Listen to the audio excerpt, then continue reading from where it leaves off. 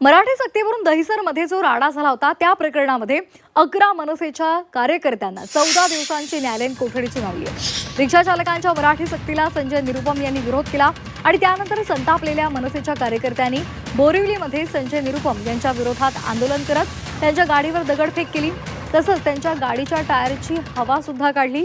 त्यानंतर पोलिसांनी 11 मनसेच्या कार्यकर्त्यांविरोधात गुन्हा दाखल केला। त्यांना आज बोरिवली कोर्टात हजर केले असता त्यांना 14 दिवसांची कोठडी सुनावलेली आहे।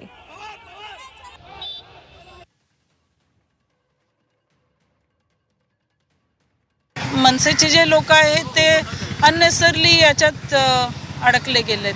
ओव्हर एक्साइटमेंट तर होतोच ना। मराठी शेवटी महाराष्ट्र म्हटलं तर मराठी यायला पाहिजे हे तर आपण सगळेच म्हणतो की नाही, है ना। आणि त्याच्यामध्ये काय चुकतं जर म्हटलं की तुम्ही मराठी बोला तर त्याच्यामध्ये एवढं भाषण वगैरे केलं आणि इकडे येऊन बोलायचं, त्यांना जे काय बोलायचं होतं ते सरनाईक साहेबांची वरती जाऊन ते बोललं, जे काय ते स्वतः ते वरिष्ठ आहेत, मग वरिष्ठांमध्ये हे बोलणं झालं पाहिजे होतं।